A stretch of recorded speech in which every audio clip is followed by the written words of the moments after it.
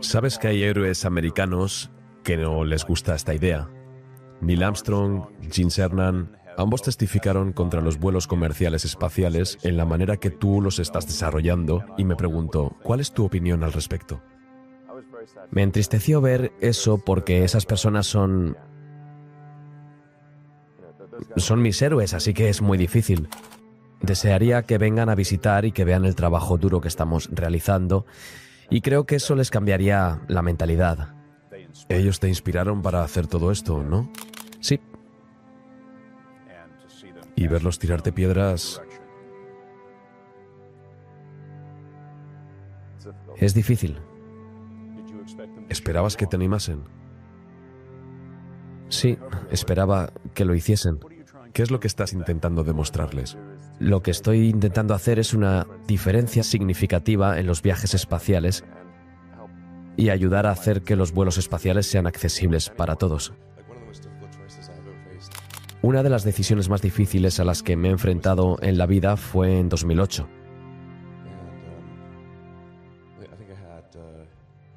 Y creo que tenía 30 millones o 40 millones en mi cuenta bancaria. Y tenía dos opciones.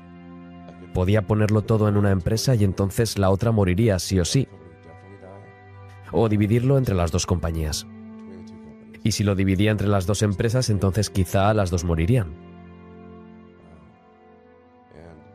Y cuando pones todo tu sudor, sangre y lágrimas en crear algo o construir algo, es como un hijo. Entonces, ¿cuál de las dos voy a dejar morir? No podía hacerlo, así que dividí el dinero entre las dos compañías. Afortunadamente, ambas tuvieron éxito. ¿Cuál fue tu mayor fracaso y cómo te cambió?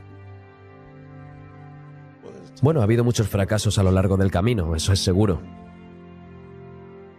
Como dije, en SpaceX, los primeros 3 lanzamientos fracasaron. Y fuimos apenas capaces de recolectar suficientes piezas y dinero para hacer un cuarto lanzamiento. Si ese cuarto lanzamiento hubiera fracasado, estaríamos muertos, así que sí, ha habido muchos fracasos a lo largo del camino. Intenté conseguir los expertos correctos para SpaceX. Intenté encontrar un gran ingeniero para los cohetes, pero los buenos ingenieros no se unieron y los malos, bueno, no tiene sentido contratarlos. Así que yo terminé siendo el ingeniero jefe para el cohete. Así que si pudiera haber encontrado a alguien mejor, entonces quizás hubiéramos tenido menos de 3 fracasos. Ese tercer fracaso consecutivo, ¿pensaste en algún momento mejor dejarlo? Nunca. ¿Por qué no? Yo nunca me doy por vencido. Este es el momento de tomar riesgos. No tenéis hijos. Vuestras obligaciones incrementarán. Y una vez tengáis una familia, no solamente estaréis tomando riesgos por vosotros mismos, sino que también para vuestras familias. Se hace más complicado hacer cosas que quizá no acaben funcionando. Así que este es el momento de hacerlo antes de que tengáis esas obligaciones. Así que os animo a tomar riesgos ahora. Haced algo valiente, no os arrepentiréis. ¿Cómo piensas en tomar una decisión cuando alguien te dice que esa idea es una locura? ¿O de dónde sacas la fuerza interior para tomar esa decisión? Bueno, primero, en principio, diría que siento miedo de una manera muy fuerte.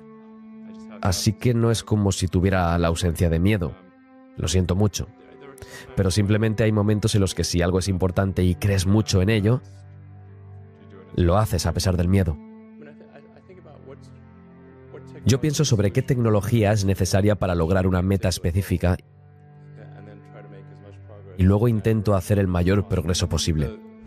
Creo que ser una especie multiplaneta, estar entre las estrellas, es importante para la longevidad de supervivencia de la humanidad. Esa es una razón. Pero la parte que encuentro que más me motiva es que crea una sensación de aventura y hace que la gente piense en el futuro. Ahora, si consideras 2 futuros, uno en el que estamos para siempre en la Tierra hasta que algo terrible pase, u otro donde hay una posibilidad de que estemos en el espacio habitando muchos planetas, quizá yendo más allá del sistema solar. Creo que esa segunda versión es increíblemente emocionante e inspiradora, y tienen que haber razones para levantarse cada mañana.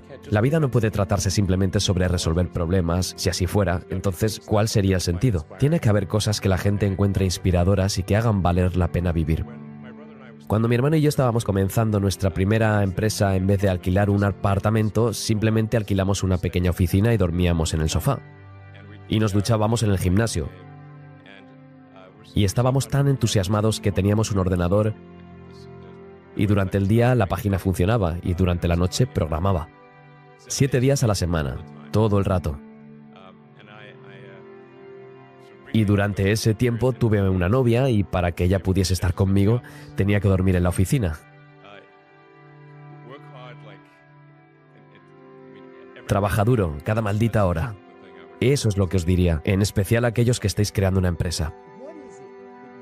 ¿Qué es lo que tienes que tantas personas que son increíblemente brillantes en la ingeniería o son increíblemente buenos gerentes o audaces hombres de negocios? ¿Qué es lo que tienes que te permite hacer que estas cosas sucedan?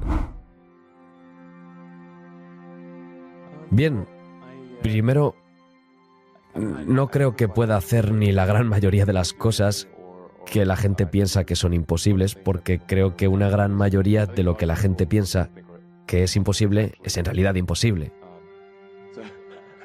aunque ocasionalmente no lo sea.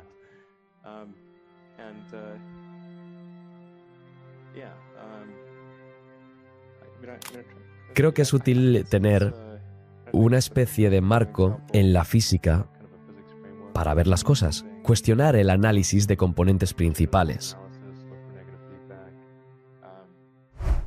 buscar retroalimentación negativa y creer realmente en lo que estás haciendo, pero no solo desde un punto de vista de fe ciega, sino de haber pensado realmente en ello y decir, bien, esto es cierto.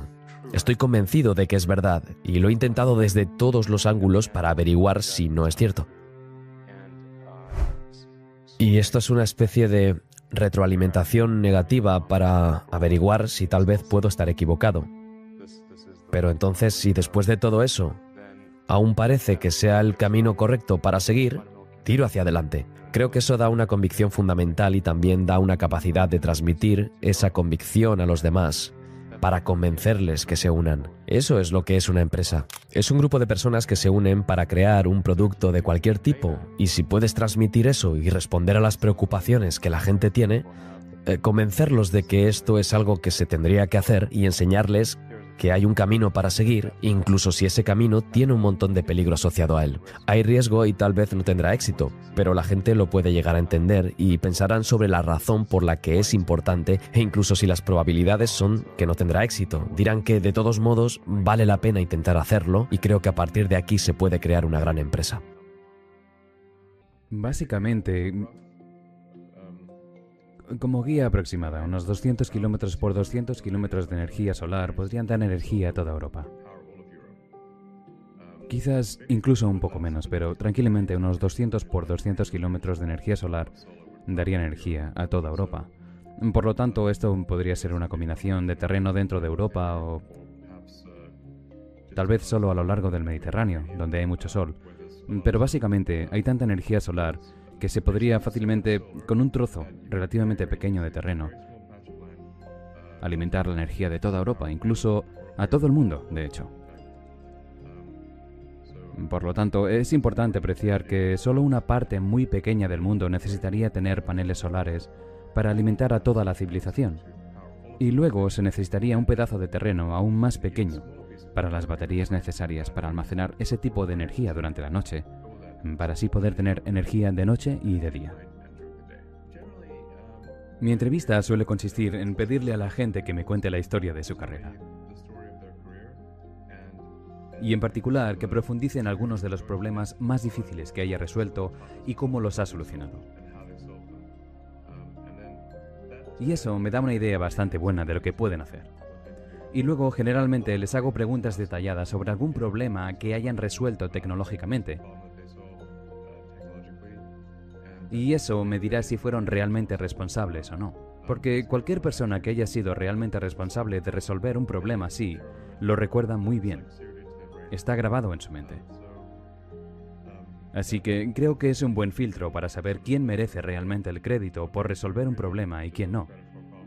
Si pueden responder a las pequeñas preguntas detalladas. Parece que no les gusta la criptomoneda. Lo parece, sí. Sí, es sutil, pero... Si estás insinuando en esa dirección... sí, así que no puedo hablar exactamente de por qué no les gusta tanto. Pero la gente puede especular por varias razones.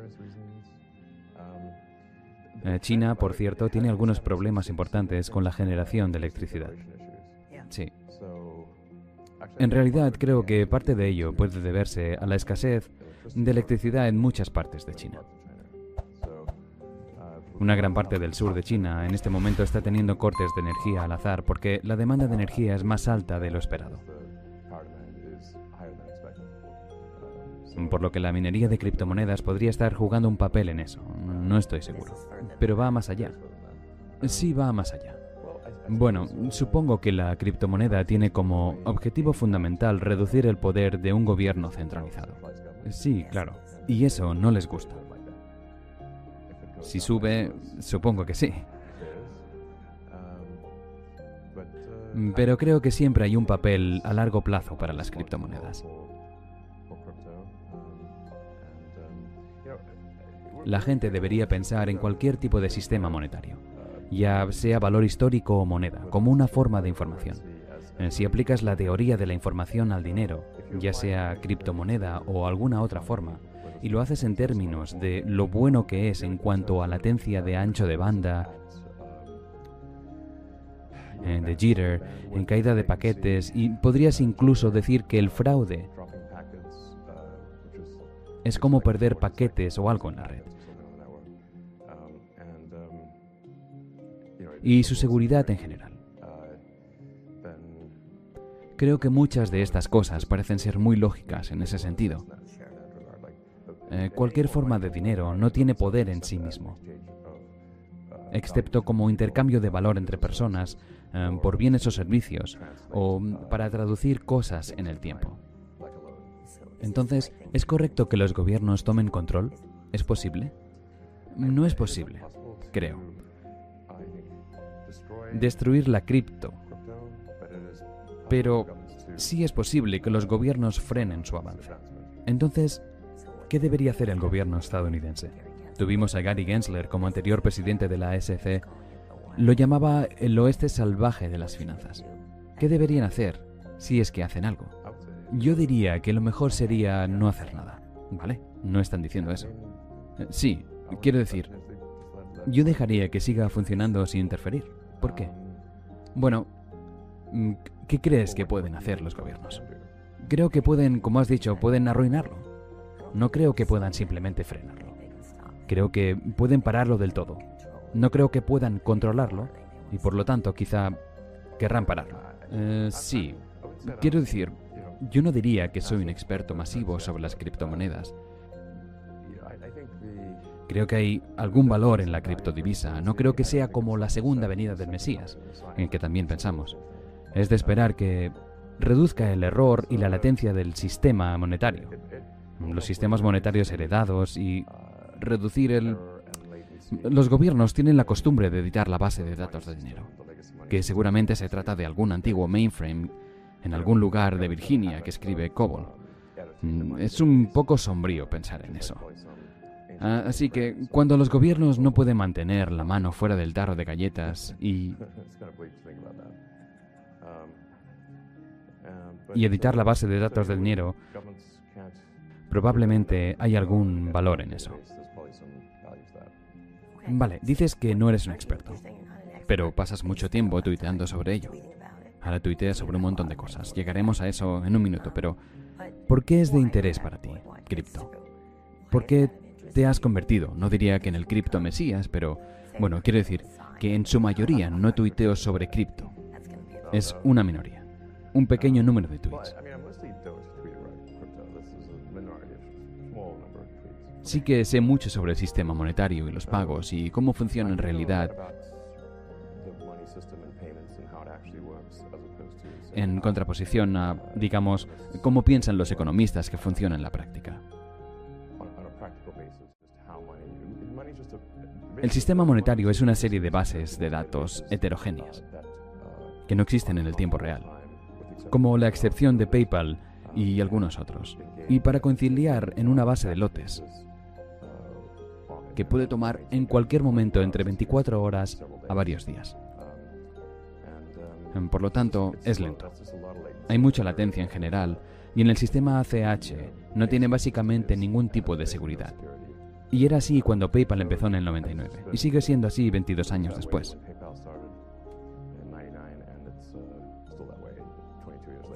¿Necesita una reforma? Sí. Así que quiero pasar a China. Quiero seguir con China en un rato. Estás operando allí, vendiendo allí. ¿Qué opinas de lo que están haciendo a los empresarios de la tecnología aquí, o los magnates de la tecnología? Bueno. ¿Dónde está Jack Ma? ¿Dónde está Jack Ma? ¿Lo sabes? No, tenía curiosidad. Supongo que tendrás algunos medios para averiguarlo. Bueno, tal vez. No sé. Creo que hay algunos cambios en marcha en China. Creo que parte de esto puede estar relacionado con el COVID.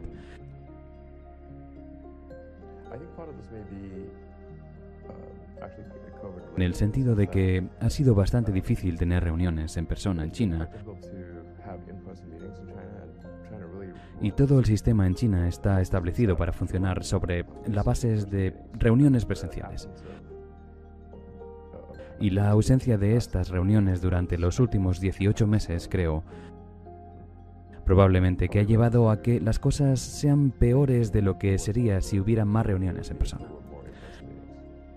Por lo tanto, creo que a medida que el COVID se levante y las reuniones presenciales vuelvan,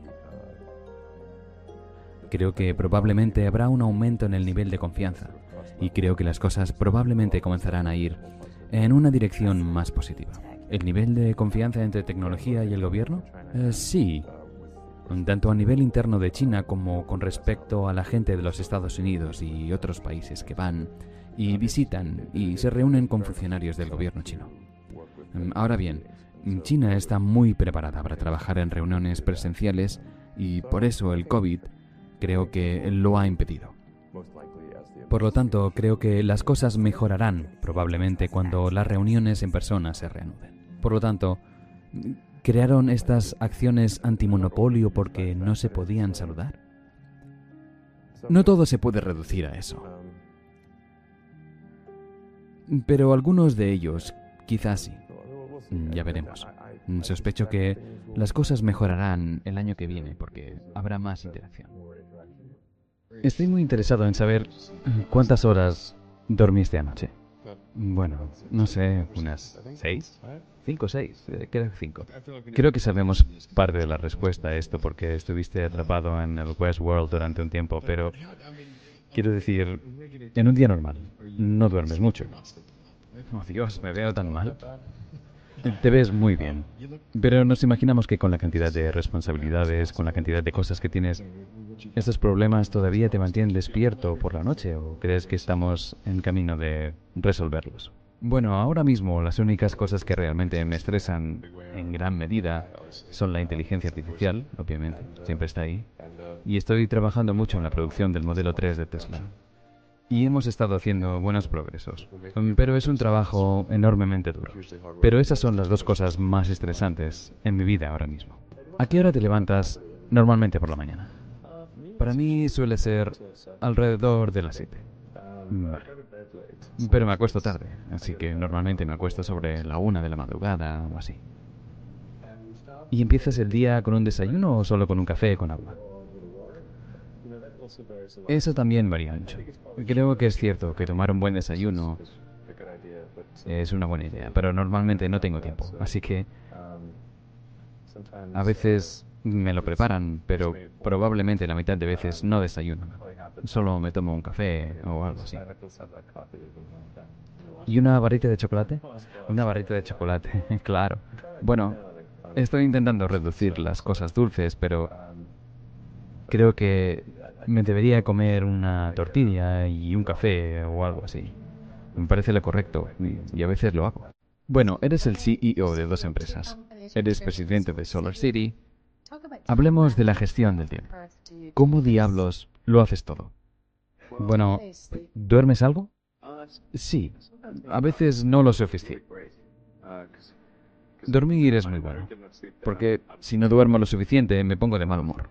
Quiero decir, obviamente, creo que la mayoría de la gente es así. Y también trato de averiguar cuál es la cantidad correcta de sueño, porque me di cuenta de que no podía caer por debajo de un cierto umbral de sueño, porque aunque estuviera despierto más horas y podía mantenerlo, podía hacer menos, porque mi agudeza mental se veía afectada. Así que, en general, descubrí que el número correcto para mí es de 6 a 6 horas y media de media por noche. Eso no está tan mal. Sí, pero eso es en promedio. ¿Algún otro consejo para manejar 2 empresas simultáneamente? Quiero decir, sé que estás aquí el lunes y el martes. ¿Es tu Tesla cuando estás en Silicon Valley y todo SpaceX el miércoles y el jueves? Tener un smartphone es increíblemente útil, porque eso significa que puedes usar el correo electrónico durante los periodos intersticiales. Por ejemplo, si estás en un coche o si estás caminando o en el baño o en todas partes, puedes enviar correos electrónicos prácticamente a todas horas cuando estás despierto. Es realmente útil tener el correo electrónico para SpaceX y Tesla integrado en mi móvil. Y entonces solo tienes que aplicar un montón de horas para trabajar, realmente. Así que la forma en que generalmente lo hago es que voy a trabajar en SpaceX el lunes y luego el lunes por la noche vuelo al área de la bahía de San Francisco y luego paso el martes y el miércoles en la zona de la bahía. Después en Tesla y luego vuelo de vuelta el miércoles por la noche. Paso el jueves y el viernes en SpaceX. Los últimos meses vuelo de vuelta aquí el sábado y paso el sábado y el domingo en Tesla. O paso el sábado en Tesla y el domingo en SpaceX. ¿Y dónde encajan los niños? Tienes 5 hijos. ¿Te acompañan en algunos de estos viajes? Les obligo a venir muchas veces. En realidad, no se impresionan mucho. Algunos de ellos seguro que lo habréis escuchado alguna vez, pero vale la pena volver a enfatizarlos. Creo que la primera es que tienes que trabajar. Dependiendo de lo bien que quieras hacerlo, y particularmente si estás empezando una empresa, necesitas trabajar súper duro. ¿Y qué significa súper duro? Bueno, cuando mi hermano y yo empezamos nuestra primera empresa, en lugar de alquilar un apartamento, alquilamos una pequeña oficina y dormimos en el sofá.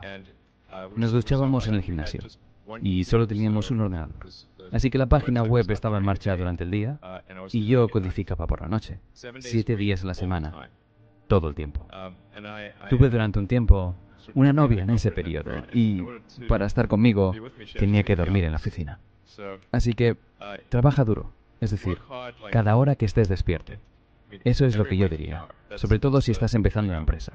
Y quiero decir, si haces unas simples matemáticas, digamos que si otra persona está trabajando 50 horas y tú estás trabajando 100, conseguirás hacer el doble en el curso de un año que la otra empresa. La otra cosa que diría es que si estás creando una empresa o si te estás uniendo a una empresa, lo más importante es atraer a grandes personas. Así que te tiene que unir a un grupo que sea increíble, que realmente respetas. O si estás creando una empresa, tienes que reunir a grandes personas. Quiero decir, todo lo que la empresa es un grupo de personas que se han reunido para crear un producto o un servicio. Y así, dependiendo de lo talentoso y trabajador que sea ese grupo, y de lo bien enfocados, que estén como colectivo en una misma dirección, eso determinará el éxito de la empresa. Por lo tanto, haz todo lo que puedas para reunir a grandes personas si estás creando una empresa. Luego diría que te centres en la señal por encima del ruido. Muchas empresas se confunden. Gastan dinero en cosas que no mejoran el producto. Por ejemplo, en Tesla nunca nos hemos gastado dinero en publicidad. Ponemos todo el dinero en I+D, y fabricación y diseño para tratar de hacer el coche lo mejor posible. Y creo que ese es el camino a seguir. Por lo tanto, para cualquier empresa, solo que hay que pensar en si estos esfuerzos que la gente está gastando están dando lugar a un mejor producto o servicio. Y si no es así, parad esos esfuerzos. Y luego la última cosa es no solo seguir la tendencia. Puede que me hayáis oído decir que es bueno pensar en términos del enfoque de la física para los primeros principios, que es más que razonar por analogía. Reducir las cosas a las verdades más fundamentales que puedas imaginar y razonar a partir de ahí. Y esta es una buena manera de averiguar si algo tiene realmente sentido o si es simplemente lo que todo el mundo está haciendo. Es difícil pensar así. No se puede pensar así en todo. Se necesita un gran esfuerzo. Pero si se trata de hacer algo nuevo, es la mejor manera de pensar. Y ese marco fue desarrollado por los físicos para entender cosas contraintuitivas, como la mecánica cuántica, por lo que es un método realmente poderoso. Creo que la última cosa que os animaría a hacer ahora es el momento de tomar riesgos. No tenéis hijos. Bueno. Probablemente no tenéis hijos. Pero a medida que os vayáis haciendo mayores, vuestras obligaciones aumentarán. Y una vez que tengáis una familia, empezaréis a arriesgaros no solo por vosotros, sino también por vuestras familias. Se hace mucho más difícil hacer cosas que podrían no funcionar. Así que ahora es el momento de hacerlo, antes de tener esas obligaciones. Así que os animo a que os arriesguéis ahora. Haced algo audaz. No os arrepentiréis. No se trata de intentar enriquecerse. No vivo en una vida de consumo. Trabajo muchas horas, pero creo que lo que hace Tesla es importante para el futuro y por eso sigo haciéndolo. Creo que es muy difícil empezar empresas y es bastante doloroso. Creo que es importante tenerlo en cuenta. No sé, probablemente no sea alentador, pero hay un amigo mío que tiene una buena frase para definir lo que es crear un startup. Dice que es como comer cristal y mirar al abismo. Si vas a entrar en ella esperando que solamente te lo pases bien, te decepcionarás, porque no lo es. Es bastante doloroso. Es mucho más fácil conseguir un trabajo en alguna otra empresa. Mucho más fácil. Y mucho menos estresante. Tendrás más tiempo para otras cosas ¿Pero serías más feliz? No, no lo sería. Sería más infeliz.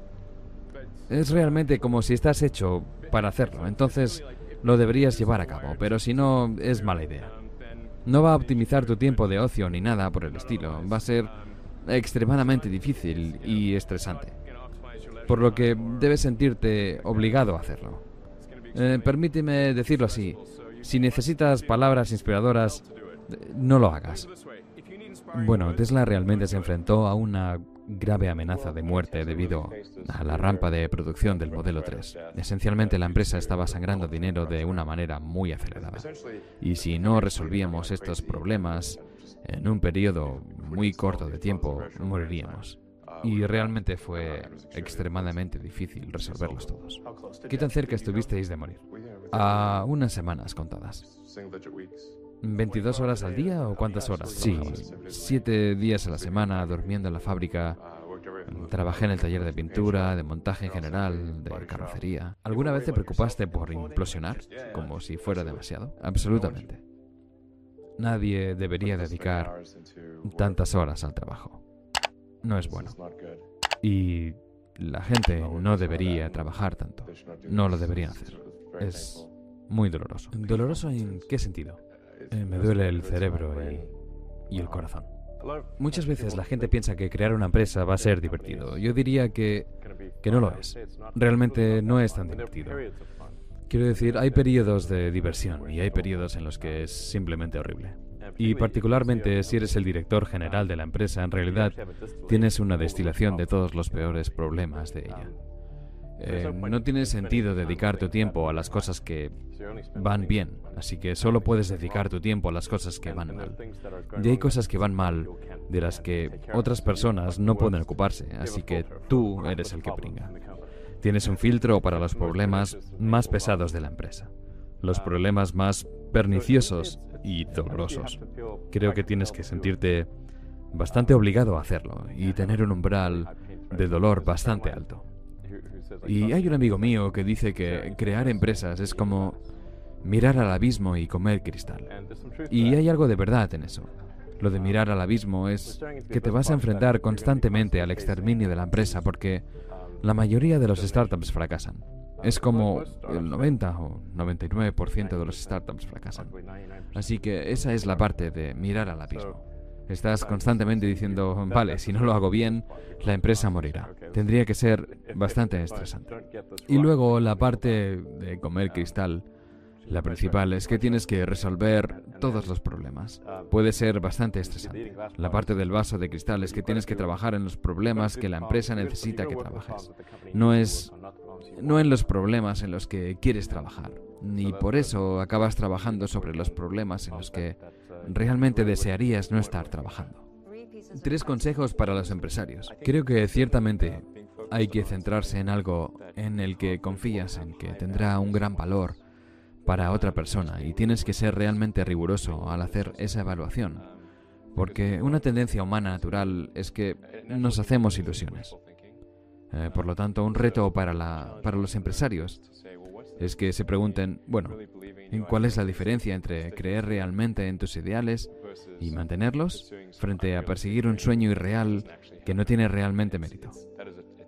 Y eso es algo realmente difícil de ver por uno mismo. Tienes que entender la diferencia entre estas dos cosas.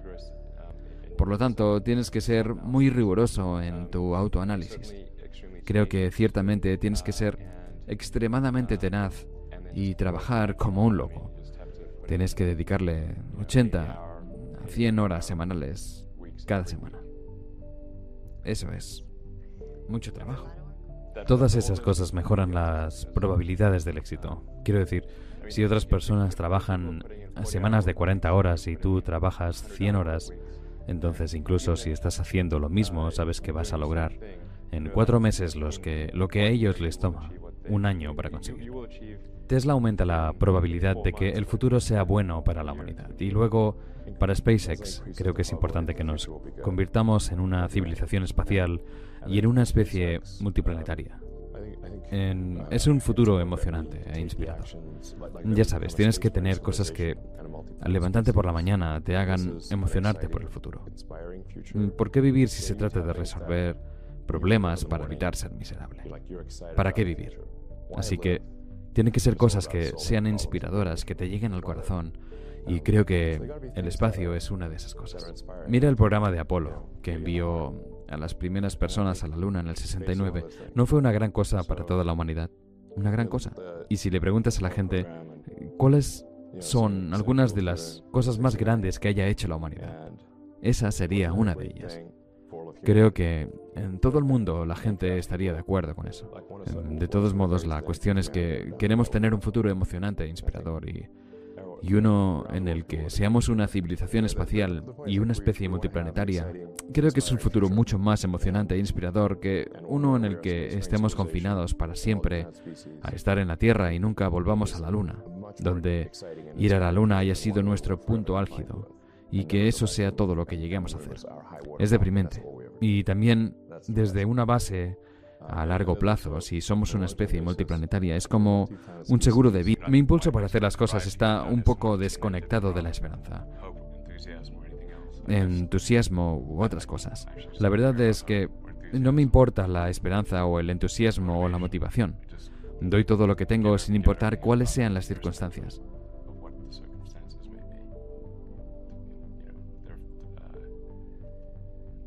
Solo tienes que seguir adelante y hacerlo. Si tienes un consejo para los jóvenes de todo el mundo que quieren ser como Elon Musk, ¿cuál es tu consejo para ellos? Creo que probablemente no deberían querer ser tú. Creo que suena mejor de lo que es. ¿A qué persona viva admiras más?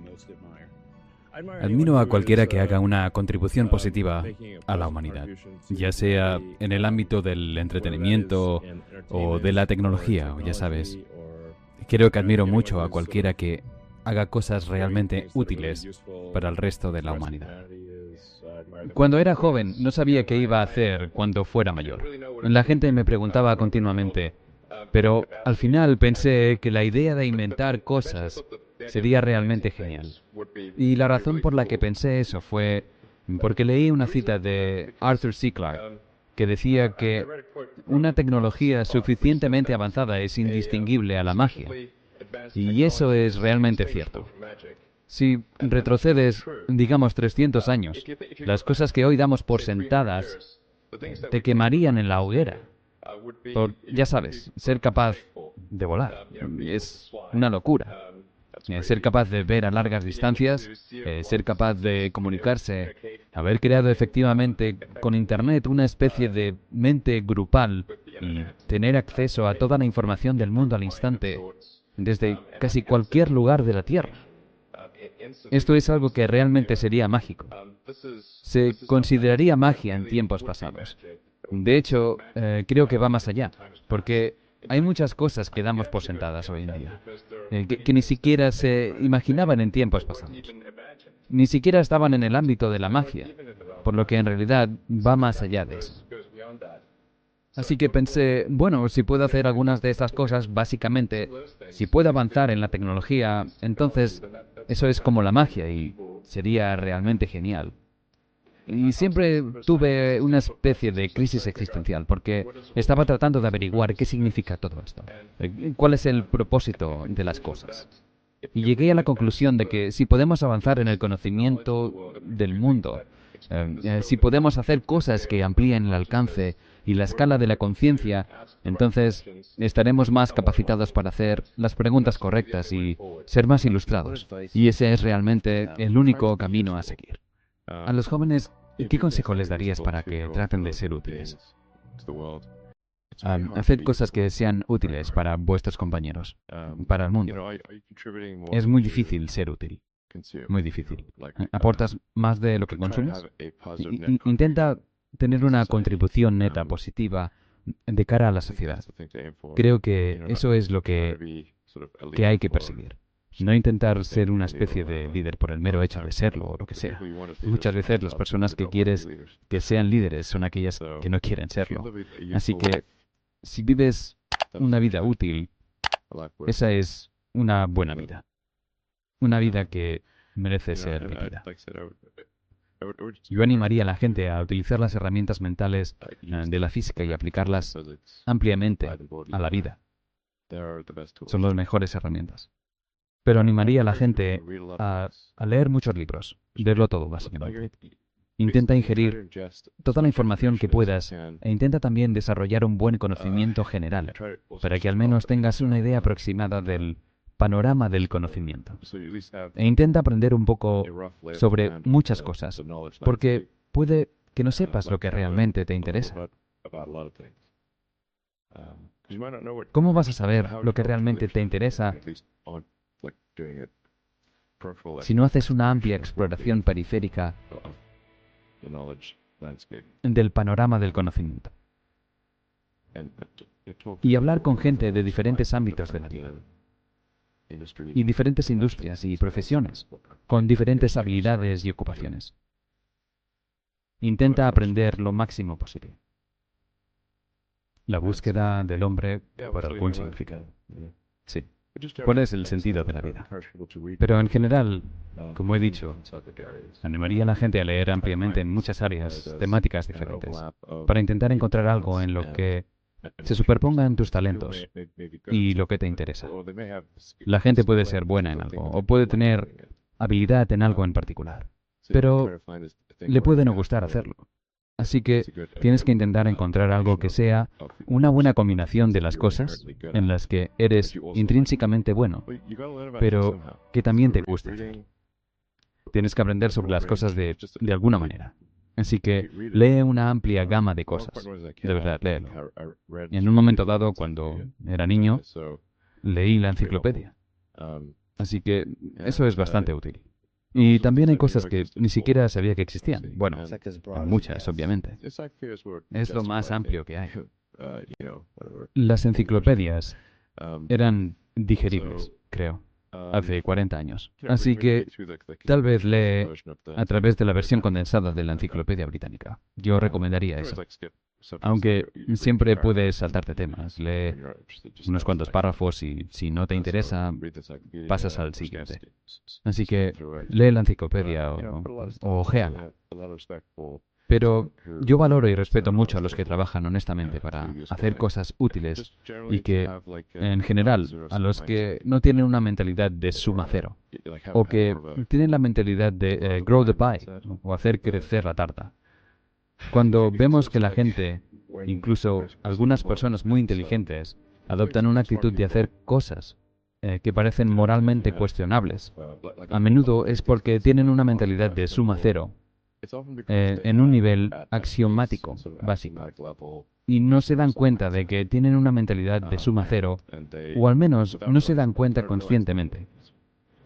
Así que si tienes una mentalidad de suma cero, entonces la única manera de salir adelante es tomando cosas de los demás. Si la tarta es fija, entonces la única manera de tener más tarta es tomando la tarta del otro. Pero esto es falso. Obviamente, la tarta ha crecido dramáticamente a lo largo del tiempo, la tarta económica. En realidad, puedes tener ese... Bueno, perdón por abusar de esta analogía, pero hay mucha tarta. Sí, no es fija. Así que realmente quieres asegurarte de que no estás operando, sin darte cuenta, desde una mentalidad de suma cero, donde la única manera de salir adelante es tomando cosas de los demás. Entonces, eso va a resultar en que intentes tomar cosas de otros, lo cual no es bueno. Es mucho mejor trabajar en añadir a la tarta económica. Así que, como dije, crear más de lo que consumes, hacer más de lo que... Sí. Así que es algo importante. Creo que hay un buen número de personas en las finanzas que tienen un poco de mentalidad de suma cero. Si tienes un consejo para los jóvenes de todo el mundo que quieren ser como Elon Musk, ¿cuál es tu consejo para ellos? Creo que probablemente no deberían querer ser tú. Creo que suena mejor de lo que es. No es tan divertido ser yo, como crees. Definitivamente podría ser peor, seguro. No estoy seguro de ni si yo mismo quiero ser yo. Creo que el consejo, quiero decir que si quieres progresar en las cosas, el mejor marco analítico para entender el futuro es la física. Recomendaría estudiar el proceso de pensamiento alrededor de la física, no solo las ecuaciones. Es decir, claramente las ecuaciones son útiles, pero la forma de pensar de la física es el mejor marco para entender cosas que no son contraintuitivas. Uno de los mayores errores que la gente suele cometer, y yo también soy culpable de ello, es el pensamiento ilusorio. Ya sabes, quieres que algo sea verdad, aunque no lo sea, y entonces ignoras la verdad real, por lo que quieres que sea verdad. Es una trampa muy difícil de evitar. Como especie, queremos seguir haciéndolo mejor y llegar a lo más alto. Creo que sería trágico, extremadamente trágico, que Apolo fuera el punto álgido de la humanidad y que eso fuera lo más lejos que pudiéramos llegar. Y es preocupante que aquí estamos, 49 años después de la última misión a la Luna. Y ha pasado casi medio siglo, y aún no hemos vuelto. Y eso es preocupante. ¿Significa que hemos alcanzado el punto máximo como civilización o qué? Creo que tenemos que volver a la Luna y construir una base allí, una base científica. Creo que podríamos aprender mucho sobre la naturaleza del universo si tenemos una base científica adecuada en la Luna. Tenemos una base científica en la Antártida y en muchas otras partes del mundo. Así que creo que la próxima gran cosa que tenemos que construir es una base lunar seria y luego llevar a gente a Marte y adentrarnos en el espacio y ser una civilización espacial. ¿Cuándo crees que SpaceX aterrizará a un ser humano en Marte? En el mejor de los casos, en 5 años, y en el peor, en 10. Starship es el cohete más complejo y avanzado que se ha hecho nunca. No sé, por orden de magnitud o algo así. Es mucho. Realmente es superior. Y la optimización fundamental de Starship es minimizar el coste por tonelada en órbita. Y en última instancia, el coste por tonelada en la superficie de Marte. Esto puede parecer un objetivo mercantil, pero en realidad es lo que hay que optimizar. Hay un determinado coste por tonelada hasta la superficie de Marte en el que podemos permitirnos establecer una ciudad autosuficiente. Y si se supera esa cifra, no nos podríamos permitir hacerlo. Así que ahora mismo se puede ir a Marte por $1 billón. Ninguna cantidad de dinero podría conseguirte un billete a Marte. Así que tenemos que conseguirlo de otra manera, para conseguir que realmente sea posible. No queremos simplemente tener en Marte unas banderas y huellas, y luego no volver durante medio siglo como hicimos con la Luna. Para pasar un filtro muy importante y grande, creo que tenemos que ser una especie multiplanetaria. Esto puede sonar algo esotérico para mucha gente, pero eventualmente, dado el tiempo suficiente, la Tierra es probable que experimente alguna calamidad, que podría ser algo que los humanos se hagan a sí mismos, o un evento externo como sucedió con los dinosaurios. Pero si eventualmente, si nada de eso sucede y de alguna manera mágicamente seguimos adelante, entonces será el Sol. El Sol se está expandiendo gradualmente y engullirá la Tierra. Y probablemente la Tierra se volverá demasiado caliente para sostener vida en unos 500 millones de años. Es mucho tiempo, pero es solo un 10% más de lo que la Tierra ha existido. Así que si pensamos en la situación actual, es realmente notable y difícil de creer. Pero la Tierra ha existido alrededor de 4.500 millones de años. Y es la primera vez en 4.500 millones de años que es posible extender la vida más allá de la Tierra.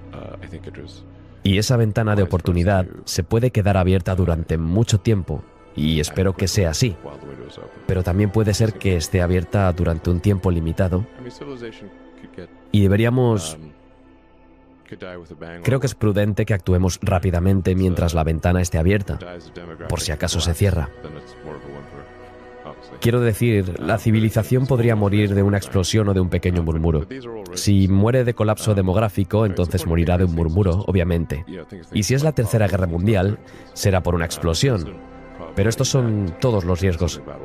Quiero decir, es importante pensar en este tipo de cosas. Cosas como probabilidades, no certezas. Hay una probabilidad de que algo malo suceda en la Tierra. Creo que lo más probable es que el futuro sea bueno, pero hay, digamos, para argumentar una probabilidad del 1% por siglo de un evento que acabe con la civilización. Esa fue la estimación de Stephen Hawking. Creo que podría tener razón en eso. Básicamente deberíamos pensar en esto, en ser una especie multiplanetaria. Como por ejemplo cuando contratamos un seguro de vida, pero sería como un seguro de vida para la vida de nuestra civilización. Y podemos traer diferentes especies de planetas y animales de la Tierra a Marte para darle vida al planeta, y así tener un segundo planeta con vida. Eso sería genial. No pueden llegar solos, así que si no los llevamos nosotros a Marte, todos morirán cuando el Sol se expanda de todos modos, y entonces eso será todo. Necesitamos que vuelvan las naves espaciales. Las que van a Marte, las necesitamos de vuelta. Te puedes subir si quieres, pero no podemos simplemente dejar que las naves no regresen. Son muy caras. Necesitamos que vuelvan. Me gustaría volver y registrar el viaje. Y como he dicho, no podremos llegar si el coste es extraordinariamente alto. Quiero decir, el coste actual de, digamos, una tonelada a la superficie de Marte es aproximadamente $1.000 millones. Porque no solo se necesita el cohete y el lanzamiento y todo eso. Se necesita un escudo térmico, un sistema de guía, comunicaciones en el espacio profundo, algún tipo de sistema de aterrizaje. Así que como aproximación sería $1 billón por tonelada a la superficie de Marte actualmente, que es claramente demasiado caro para crear una civilización autosuficiente. Así que lo tenemos que mejorar por al menos un factor de 1000. ¿1 millón por tonelada? Sí, idealmente menos, mucho menos que 1 millón por tonelada. Tienes que preguntarte, bueno, la sociedad, ¿cuánto puede permitirse gastar o cuánto se quiere gastar en una ciudad autosuficiente en Marte? La parte de la autosuficiencia es importante. Como si fuera el umbral clave. Habremos pasado ese umbral cuando la ciudad en Marte pueda sobrevivir, incluso si las naves espaciales de la Tierra dejan de venir por cualquier razón, no importa cuál sea la razón. Pero si dejasen de venir por cualquier razón, ¿se extinguirá o no? Y si falta cualquier ingrediente crítico, entonces no cuenta. Es como si estuvieras en un largo viaje por mar y tuvieras todo excepto vitamina C. Es solo una cuestión de tiempo, pero vas a morir. Así que tenemos que conseguir que la ciudad de Marte llegue al punto en el que sea autosuficiente. No estoy seguro de que suceda en mi vida, pero espero ver que al menos haya un gran impulso hacia ello. Y entonces, a partir de ahí, surgiría la pregunta de, vale, ¿cuál es el tonelaje mínimo necesario para tener una ciudad autosuficiente? Y hay mucha incertidumbre sobre eso. Podrías decir, no sé, seguramente al menos 1 millón de toneladas. Porque tienes que montar mucha infraestructura en Marte. Como he dicho, no puede faltar nada para poder llegar a ser autosostenible. Necesitas fábricas de semiconductores, refinerías de mineral de hierro, un montón de cosas, ¿sabes? Y Marte no es muy acogedor. Es el planeta menos inhóspito, pero sin duda es un planeta que se puede arreglar. De lo que voy a hablar hoy es, en términos generales, de lo que se necesita para hacer frente a la crisis climática. Hay una cierta cantidad de carbono que circula por el medio ambiente. Viaja por el aire, es absorbido por las plantas y los animales, y luego vuelve al aire. Y este carbono circula por la superficie de la Tierra. Y eso está bien, y lo ha estado haciendo durante cientos de millones de años. Lo que ha cambiado es que hemos añadido algo a la mezcla. Hemos añadido mucho carbono extra al ciclo del carbono. Y el resultado neto es que el carbono en los océanos y en la atmósfera está creciendo a medida que pasa el tiempo. Es mucho más de lo que puede ser absorbido por el ecosistema. Es realmente muy simple. Estamos cogiendo miles de millones de toneladas de carbono que han estado enterradas durante cientos de millones de años y que no forman parte del ciclo del carbono. Las estamos sacando de las profundidades del subsuelo y añadiéndolas al ciclo del carbono. El resultado es un aumento constante del carbono en la atmósfera y en los océanos, que no parece gran cosa si se mira en este gráfico. Pero si se mira en el contexto de la historia, en realidad se ve así. Las partes de carbono por millón han estado alrededor del nivel 300 durante unos 10 millones de años. Y en los últimos cientos de años ha subido exponencialmente. Esa es la esencia del problema. Esto es muy inusual y una amenaza muy extrema, como se puede ver en esta tasa de crecimiento. Luego, esto va acompañado de un aumento de temperatura, como es de esperar. Y la gente habla de 2 o 3 grados. Así que es importante apreciar lo sensible que es el clima a la temperatura. Y es importante considerarlo en términos de temperatura absoluta, no en grados centígrados respecto a cero. Tenemos que decir cuál es el cambio de temperatura con respecto al cero absoluto. Así es como el universo piensa cuando piensa en términos de temperatura. No tiene nada que ver como con la física piensa en la temperatura, es relativa al cero absoluto. Hay pequeños cambios que causan problemas enormes. Por ejemplo, la ciudad de Nueva York bajo el hielo sería de menos 5 grados. La ciudad de Nueva York bajo agua sería más 5 grados. Pero, visto como un porcentaje relativo al cero absoluto, es solo un cambio de más o menos 2%. Por lo tanto, la sensibilidad del clima es extremadamente alta. Hemos amplificado esta sensibilidad construyendo nuestras ciudades justo en las costas. La mayoría de gente vive muy cerca del mar. Algunos países, por supuesto, están a niveles más bajos y acabarían completamente bajo agua a causa de la crisis climática. Esencialmente hemos diseñado la civilización para ser súper sensible al cambio climático. Lo importante es apreciar que vamos a salir de la era de los combustibles fósiles. Es inevitable que salgamos de esta era porque en un momento determinado simplemente nos quedaremos sin carbono que extraer y quemar. Nuestro objetivo antes era pasar de cortar madera y matar ballenas a los combustibles fósiles, lo que en ese contexto era bueno. Pero el nuevo objetivo es pasar a un futuro energético sostenible y utilizar cosas como la energía hidroeléctrica, la solar, la eólica, la geotérmica y la nuclear, que es también una buena opción en lugares como Francia, que no están sujetos a desastres naturales. Queremos utilizar fuentes de energía que sean buenas durante miles de millones de años. Entonces, ¿cómo aceleramos esta transición de los combustibles fósiles a una era sostenible? ¿Y qué pasa si no lo hacemos? Veremos. Si esperamos y retrasamos el cambio, en el mejor de los casos, simplemente retrasamos esa inevitable transición a la energía sostenible. Este es, en el mejor de los casos, si no tomamos medidas ahora. A riesgo de ser repetitivo, no va a haber opción a largo plazo para ponernos a pensar si realmente queremos pasarnos a la energía sostenible o no. Es tautológico. Tenemos que tener energía sostenible o simplemente nos quedaremos sin la otra. Por lo tanto, lo único que ganamos retrasando la transición es simplemente ralentizarla. No hace que no se produzca, solo la ralentiza. En el peor de los casos, sin embargo, hay más desplazamiento y destrucción que en todas las guerras de la historia juntas. Hay un 3% de científicos que creen en el mejor de los casos y un 97% que creen en el peor. Por eso lo llamo el experimento más tonto de la historia, de todos los tiempos. ¿Por qué hacerlo? Entonces, la razón por la que la transición se retrasa o se produce lentamente es porque hay una subvención oculta a toda la actividad que produce carbono.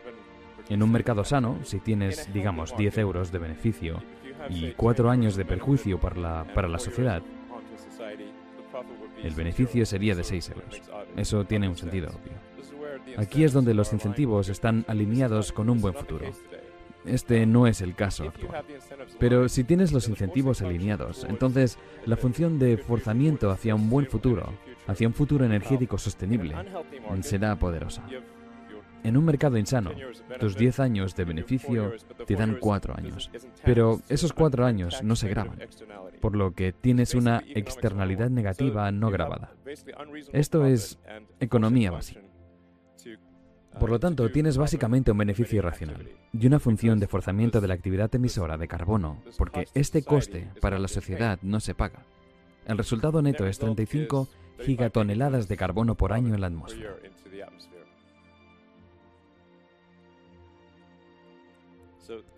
Podríamos decir que es como no pagar por la recogida de basura. La solución en el caso de la basura no es tener una sociedad libre de basura. Es muy difícil tener una sociedad libre de basura. Pero es importante que la gente pague por la recogida de esta. Por lo tanto, tenemos que dejar de tener una externalidad negativa no grabada, que es efectivamente un subsidio oculto enorme al carbono. 5.3 billones de dólares al año, según el FMI, cada año. Tenemos que apartarnos de esto y poner un impuesto sobre el carbono. Pero los productores de carbono están luchando en contra y están utilizando tácticas que son muy similares a las que la industria del tabaco utilizó durante muchos años. Tomaron el enfoque de que, a pesar de que el consumo científico abrumador, que era que fumar cigarrillos era malo, ellos fueron capaces de encontrar unos pocos científicos que estaban en desacuerdo. Y entonces dijeron, mira, los científicos no están de acuerdo. Y así es como intentaron engañar al público para que pensase que fumar no era tan malo. La solución obviamente es eliminar el subsidio. Eso significa que tenemos que tener un impuesto sobre el carbono. Y para que sea algo que no sea una cuestión de izquierdas ni de derechas, debemos hacer que sea probablemente un impuesto sobre el carbono con ingresos neutros. De esta manera, se trataría de aumentar los impuestos sobre el carbono, pero reduciendo los impuestos en otros lugares. Así, tal vez habría una reducción del impuesto sobre las ventas o del IVA y un aumento del impuesto sobre el carbono. De este modo, solo aquellos que utilicen niveles elevados de carbono pagarán un impuesto mayor. Además, para dar tiempo a que la industria reaccione, podría tratarse de un enfoque gradual, de modo que quizá haya que esperar 5 años para que los impuestos sobre el carbono sean muy elevados. Eso significa que solo las empresas que no tomen medidas hoy sufrirán. Pero es necesario que el gobierno envíe un mensaje claro en este sentido, porque el problema fundamental es que las normas actuales incentivan a la gente a crear carbono, y es una locura. Y todo lo que se incentive ocurrirá. Por eso, estamos viendo un efecto muy pequeño hasta ahora, y dependiendo de la acción que tomemos, llevará el número de carbono a niveles extremos o moderados. Creo que es prácticamente un hecho que el aumento de 2 grados de temperatura se producirá. La cuestión es si va a ser mucho más que eso, no si habrá ese aumento de 2 grados. Entonces, la pregunta es, ¿qué se puede hacer? Yo diría que siempre que tengas la oportunidad, se lo comentes a los políticos de tu zona.